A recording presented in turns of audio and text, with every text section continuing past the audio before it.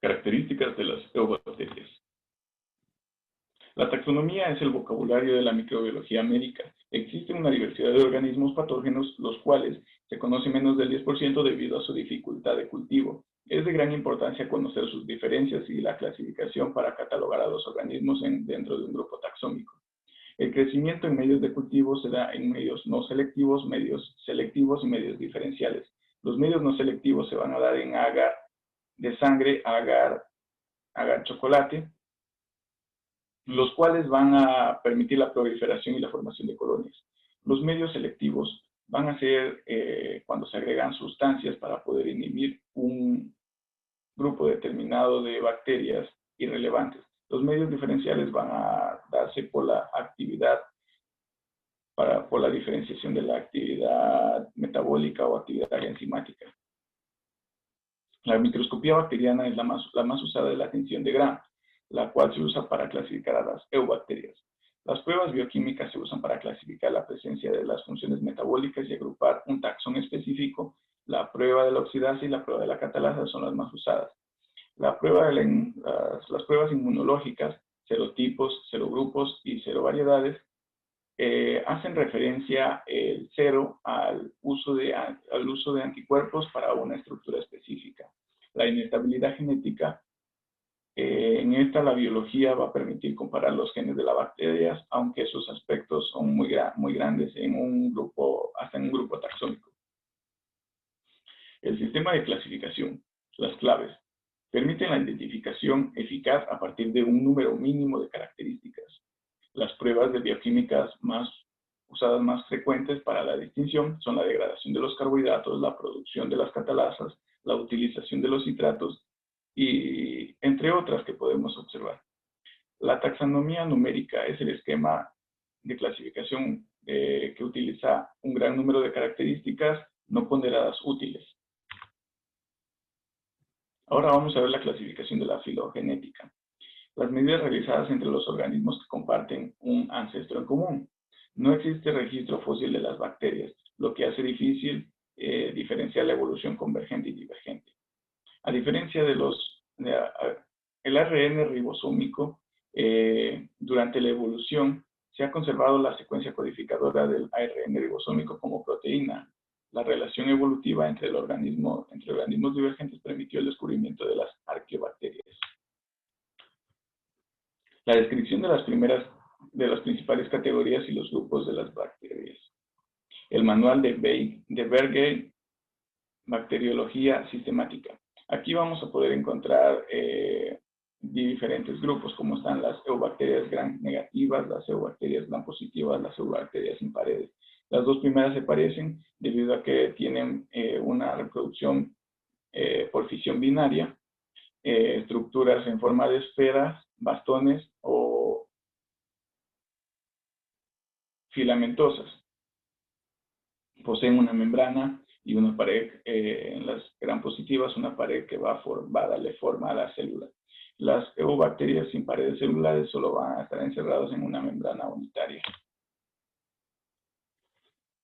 Las arqueobacterias, también llamadas extremófilas, son simbiontes del tubo digestivo, las cuales van a ser aeróbicas o anaeróbicas. La subtipificación y la aplicación. La examinación de las cepas para distinguir las características por debajo del nivel de para distinguir la característica debajo del nivel de la especie. Se lleva a cabo en un medio de biotipificación o tipificación de bacteriófagos. La huella química. La caracterización e identificación de las cepas ha mejorado una serie de métodos físicos, sin embargo, estos métodos serían muy caros para ser implementados por los laboratorios. La taxonomía basada en ácidos nucleicos. La identificación de las secuencias de los ácidos nucleicos ha permitido el estímulo de la evolución del sistema de subtipificación basados en ácidos nucleicos. Entre estos tenemos el análisis de plásmidos, el análisis de endonucleasas de restricción, el análisis por medio de la técnica de Southern blot, la ribotipificación y las secuencias repetitivas. La supervivencia de los microorganismos en el ambiente natural. La población de los microorganismos es constante debido a que se mantiene en regeneración y muerte por la lucha, por los nutrientes que existen entre ellos. La importancia del crecimiento se da por el aumento ordenado de la suma de los componentes de un microbio, la multiplicación celular como consecuencia del desarrollo, lo cual va a formar una población o un cultivo. Ya, tenemos la medida de las concentraciones microbianas. Estas se van a medir como concentración celular o concentración de biomasa. Son parámetros distintos que no van a tener la misma importancia. Uno va a tratar sobre la cantidad, otro va a tratar sobre la nutrición bioquímica. La proliferación exponencial. La constante de la tasa de proliferación. La tasa de proliferación sin limitación de nutrientes se considera de primer orden. Es decir, es producto de la constante de la tasa de proliferación. La constante es la velocidad a la cual se va a dividir la célula. Ya, muchas se reproducen por fisión binaria, lo cual va a establecer una magnitud que va a estar relacionada con el tiempo de duplicación. Existen especies de microorganismos, las cuales tienen un desarrollo lento. Nos van a enseñar que no todo es una carrera rápida, sino que se puede prosperar de forma equilibrada y satisfactoria. Tenemos la curva de la proliferación. Aquí vamos a encontrar 4 etapas. La etapa latente es la etapa prolongada y representa un periodo necesario para que se multipliquen las células y existan más células. La etapa exponencial se encuentra en un estado constante, sintetiza material celular nuevo catalítico y aumento de masa hasta que se acaben los nutrientes. La etapa estacionaria máxima se detuvo la proliferación, existe un recambio celular y van muriendo las células lentamente, así mismo como van reponiéndose. La etapa de declinación o etapa de muerte es cuando hay un índice de muerte demasiado grande, es decir, casi todas mueren, solo sobreviven unas pocas durante unos meses o unos años.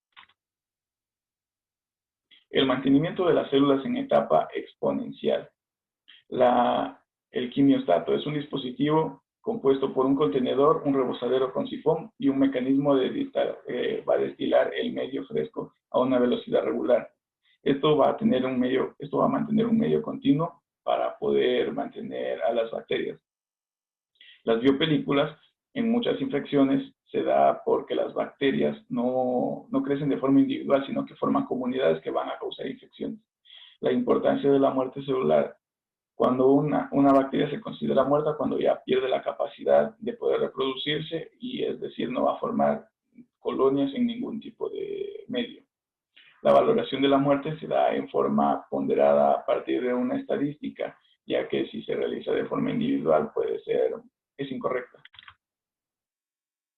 Los antimicrobianos. Aquí tenemos los biocidas, los bacterostáticos y los bactericidas, así como la esterilización, los desinfectantes, los sépticos, los antisépticos, entre otros.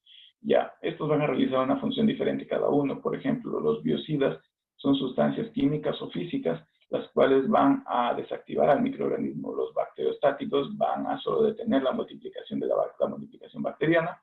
Los bactericidas van a aniquilar a la bacteria. Modos de acción. El daño al ADN. Las sustancias físicas o químicas dañan o aniquilan a los enlaces del ADN, como las bases de purina y primidina. La desnaturalización de las proteínas se da cuando un agente físico o químico va a destruir las estructuras terciarias, que están compuestas de enlaces iónicos o hidrófobos.